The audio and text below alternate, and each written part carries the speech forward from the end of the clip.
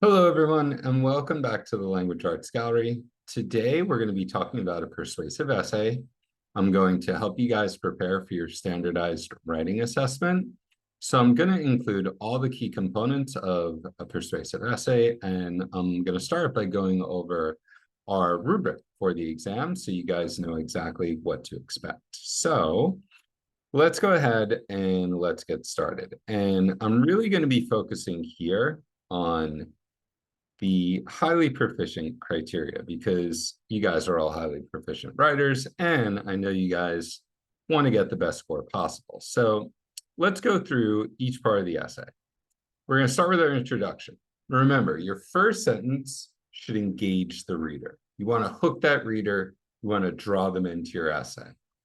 Then you want to let your reader know what is it you're going to be talking about. You want to introduce the topic.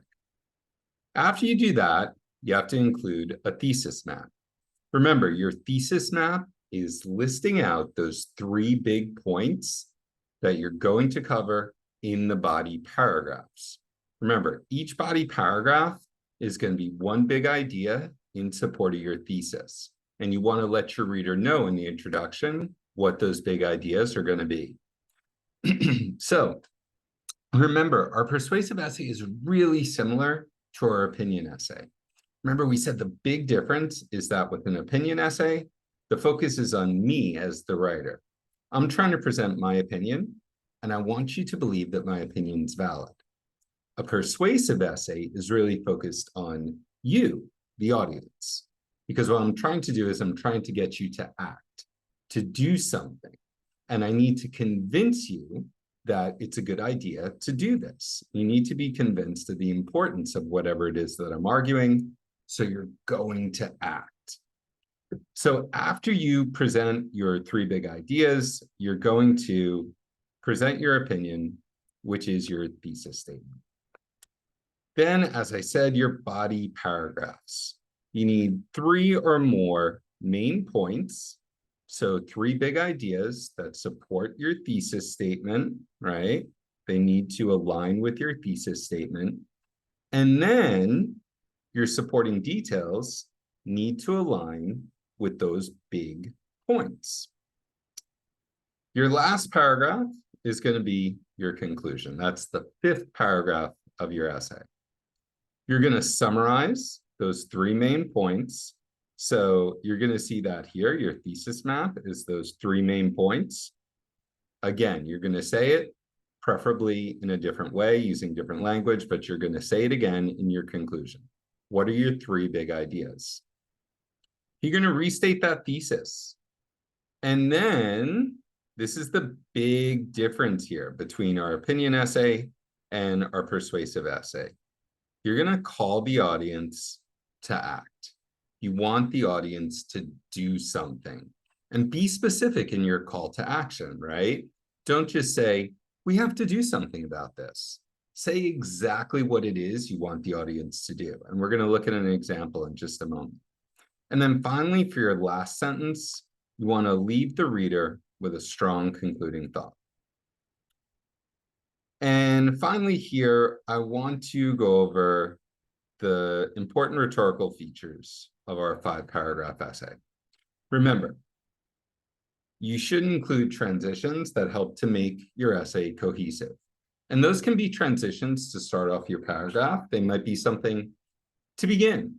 And then you might move to another transitional phrase, like in addition, furthermore.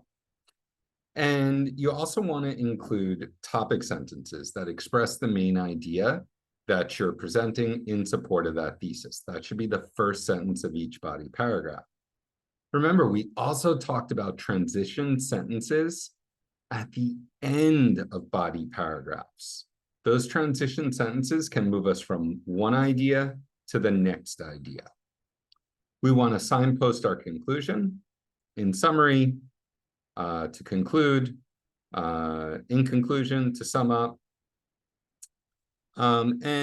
Remember, in our persuasive essay, we may be presenting counter arguments. So you can present a counter argument, and then you can present a refutation. Remember how we do that. We say things like opponents claim, some may argue. However, this is a weak position because by addressing counter arguments, that helps to make our point stronger, and it helps to make it more likely that our audience is going to act on whatever it is that we're asking them to do. And finally, mechanics. We want to make sure that we adhere to all the rules of punctuation, capitalization, grammar.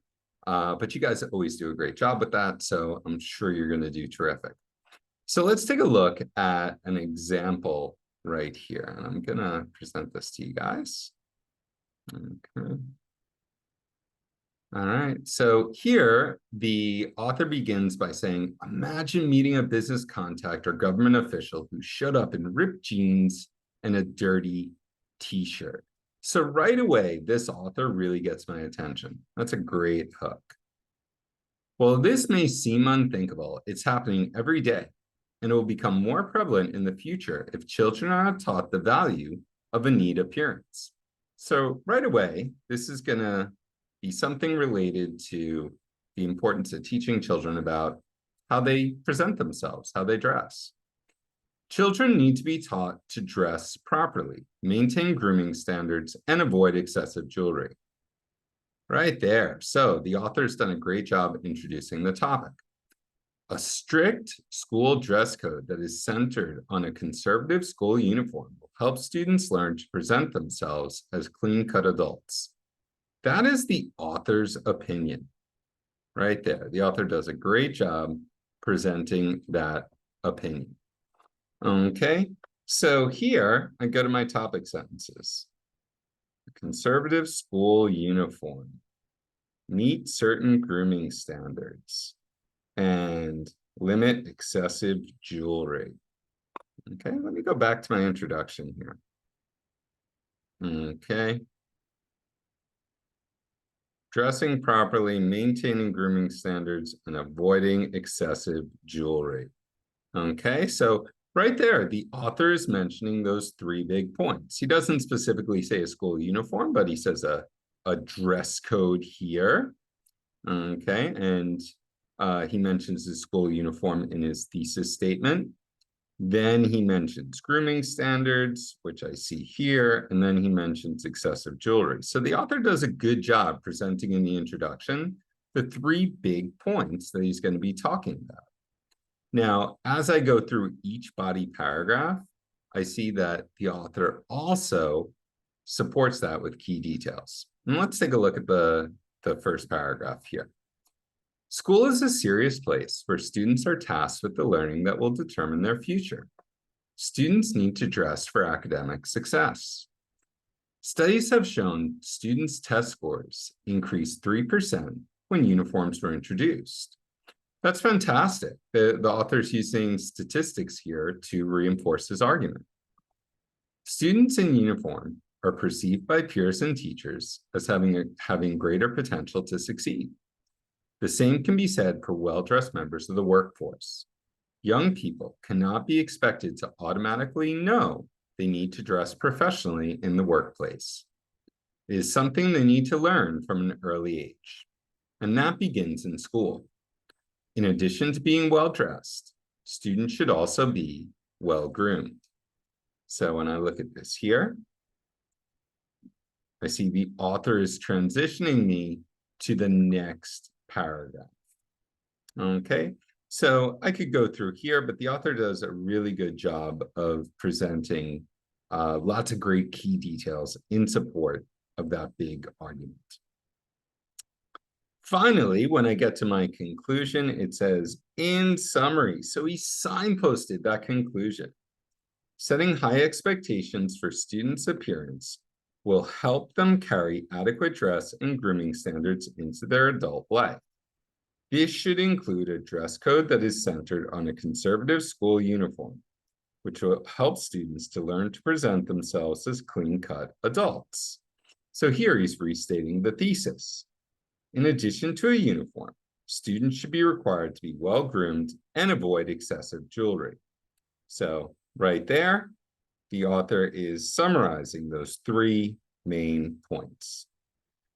The time to implement dress codes in schools across the country is now.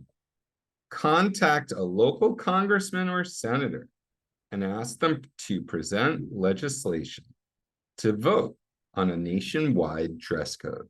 So right there, the author has called the audience to act. He's told them exactly what they need to do. And finally, he says, students around the country will be in a better position to succeed in school and in their working life.